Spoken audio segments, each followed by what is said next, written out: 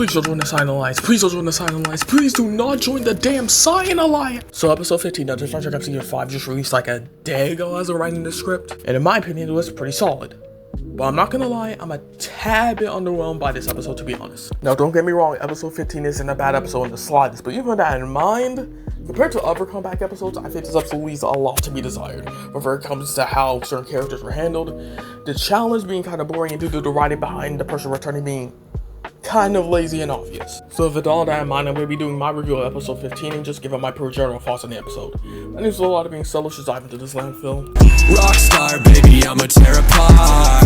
Gets hard like I'm trying to park a car. The opening scene to the episode is actually pretty solid. We first open up with a scene of Anastasia, Ernesto, and Dina all bonding over the fire, with Ernesto helping show Anastasia how to sear fish properly. I'm gonna be honest, I love these three this episode, and they were easily the best dynamic in the entire episode. These three have a lot of chemistry, and the way they bounce off each other and talk to each other is just really sweet and fun to watch. Also, speaking of Ernesto, I loved him this episode. This was easily his best episode in the entire season, and this easily shot him up to be way higher on my tier list. I think this episode did a much better job of showing him, fleshing him out a bit, and his voice actor did an amazing job as usual, and he was just overall really fun to watch. And this is another reason for why Aiden sucks for robbing Ernesto. Okay, that part's a joke. Please don't jump me for this, Aiden fans. I'm joking. Okay, chill. Anyways, after this, we move on to Emily announcing that the comeback competition will happen tomorrow, and that unlike past seasons, there won't be any helpers. Which, I'm gonna be honest, this season is just very lame. One of the best part of the comeback episodes in past seasons is that we got to see eliminate contestants and interact with some of their friends in the game, which allowed for some plotlines to be wrapped up and for some interactions to be made. So I have no idea why they decided only now to switch up and just not do this. The only reason I could see them doing this is because they wanted to save time of animating, as animating 24 contestants would be really difficult to do.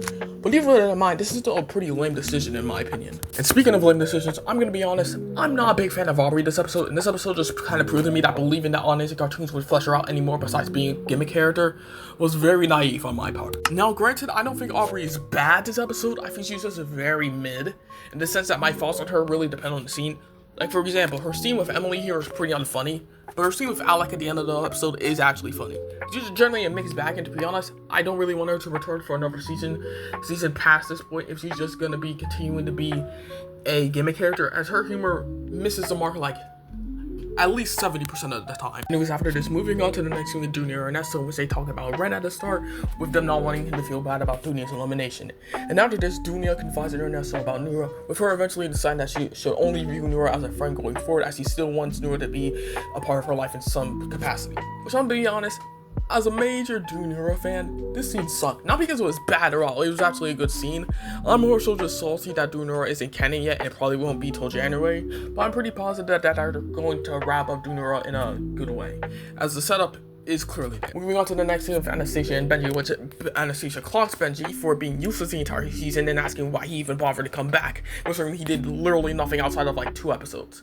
And I think this scene was pretty good, and I think it was decent setup for Benji to actually try the challenge. And I think Anastasia's and Benji's dynamic overall this season has been pretty cool, even though it's not really focused on all that much. And speaking of Anastasia, I loved her this episode. I like how they sort of gave her more of an edge similar to how she was portrayed at the start of season 4, while still having her be nice for the most part and mostly reasonable in instances where she was getting kind of annoyed at somebody. And overall, I think this was a very good episode for her. Anyways, after this, we move on to a scene with Manu and Bruno.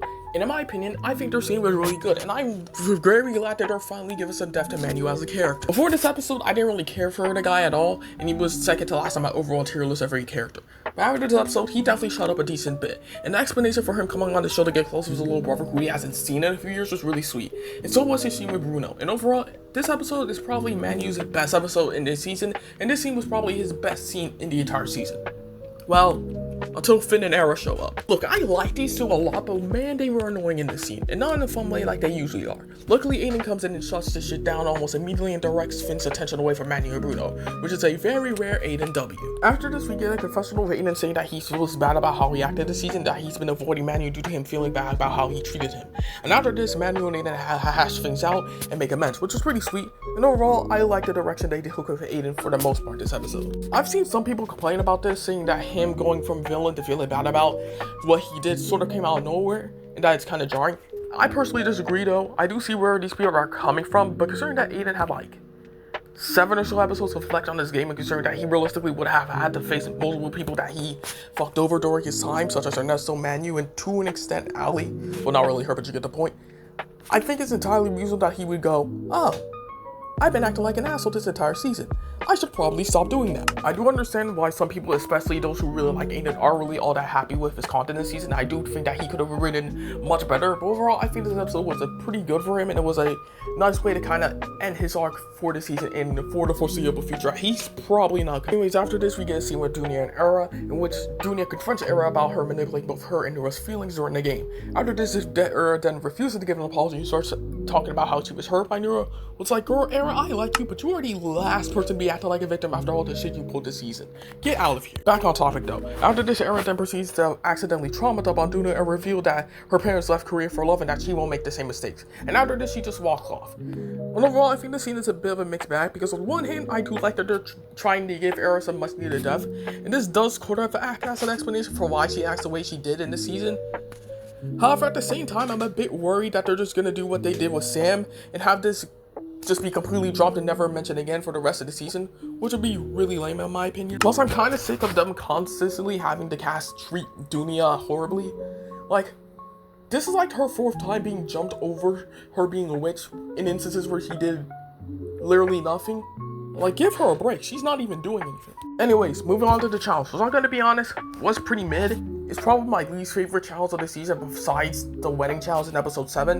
And I think the challenge sounded really fun on paper, but in execution, it was boring and fell flat for a few reasons. First off, I feel like they didn't take advantage of the premise of the challenge. For those of you who don't know, ostriches are some of the most wild and dangerous animals in the entire planet, and can run at speeds at about 45 miles per hour. Now, given that premise, you would think it would be pretty difficult for the contestants to find and get hold of the ostriches, right? Well, you'll be wrong. The contestants don't really have to work all that hard to get them. Instead of the ostriches itself being the obstacle, they spend more time fighting each other or doing obstacle courses in order to get to ostrich, which I think is just really lame in my opinion. It was a massive case of wasted potential. And the second reason why I think the challenge falls flat is because they didn't really do anything to revitalize the concept. The challenge is pretty much as simple as it sounds. Find an ostrich and then do a race that lasts for like 2 minutes, which is just extremely lame in my opinion. And overall, I think this challenge just needed like a rewrite or two to make it more interesting. Anyways, moving on to the actual stuff that happened during this challenge. Anyways, moving on to the next scene with Bruno, Aiden, and Manu. It's pretty solid in my opinion. I really like Bruno and Aiden's interaction in this episode, and them bickering was pretty entertaining to watch. And I do think Bruno asking Aiden about him and James getting married was pretty funny. Not really sure how Aiden fell for it, as this was like the most obvious trick in the book, but that's besides the point. And this does serve as an explanation for why he was tweaking the fuck out in his confessional like a few seconds later. Follow-up scene with Era, Finn, and Aubrey is also pretty funny. And speaking of Finn and Era, I love their interactions this episode. I like how they had these two actually bigger instead of just being yes men for each other. And them rage baiting each other during the challenge was funny as fuck. Also, Era was so real for this. The scene with Ali and Benji is also pretty cool, in which Benji is just kind of moping around per usual, but luckily Ali knocks some sense into his head, and this leads to Benji opening up about his parents think that he doesn't do anything right. Ali, after this conversation, which is pretty cool on her part, and overall I like the scene for the most part. After this, Ali goes for the ostrich and Benji baits her with quite possibly the most obvious trick in the book, but she somehow falls for it, and this results in Benji advancing to the last round of the comeback, which is pretty cool. Even this has resulted in possibly the most cringe line Benji has ever said, which is saying something considering this guy says cringe stuff pretty much every other second. Anyways, the rest of the challenge past this point is either boring or stuff that I don't really have all that much to talk about, so I'm just gonna skip to the part you're all waiting for, and this is when Benji returns, which I am very grateful for. And I'm glad that Benji's back, as objectively speaking, from a narrative perspective, he needed to return out of everybody left in the game the most, and this episode did a pretty good job of setting him up for a comeback, and I think the way they handled building up to it was pretty good. Now granted, with this in mind, Benji's return does still have a lot of flaws. First off, him returning makes the already lopsided ratio between the fans and favorites even worse, as there are now 8 favorites left in the game and only 4 fans with stuff for obvious reasons. Now granted, this isn't necessarily Benji's fault, but it's still kind of annoying. Second off, the way they wrote Benji's return was kinda too obvious and kind of lazy. Granted, Benji coming back was already going to be predictable by default, as he had the most narrative build-up and setup to return, but having it 2 pet talks by 2 different people and having his competition to return being Anastasia, somebody everybody knew damn well wasn't gonna come back, probably didn't help with things. If it was up to me, I would probably remove one of Benji's pet talk scenes, and instead of having his main opponent be Anastasia, I would have it be Bruno, as he had the biggest chance of returning out of any of the fans realistically. That way there would be at least some illusion of unpredictability and would make the race to the end be a lot more climactic and narratively suspenseful. But even with that in mind, I'm glad Benji's back in the game. I'm excited to see how he's going to play now that he's fully locked in. And I'm really excited to see what he's going to do strategy-wise. The only thing I'm worried about is that he's going to join the Sign Alliance, which I really don't hope doesn't happen. But certain that Rosa and Gabby, two people who's either A, already worked with before he got eliminated, or B, was implied to work with in the future in it, I feel like the chances of him joining it are pretty high. Also, I'm gonna see if Benji is going to foil Natalia's spot with the idol, as he is, as of right now, the only person who knows that Natalia's idol is fake. Anyway, so all that being said, let's just get to the conclusion of this video. In conclusion, Disventure Season 5 Episode 15 is pretty solid. Add a lot of good interactions, give a decent setup to certain characters' arcs, and give a lot of characters added depth. However, this episode still leaves a lot to be desired when it comes to the pacing, the challenge being boring, and to the writing behind the return being a bit too obvious and too on the nose. But overall, I did like this episode, and if I had to rank it out of 10, I'd probably give it like an 8 or so. Anyways, that's all I really got. Thank you all so much for watching. Make sure you like, comment, subscribe if you're new. Comment down below your thoughts on episode 15, and I'll catch y'all next time. Peace out, take care. Bye-bye. And you're choking up because you could never choose.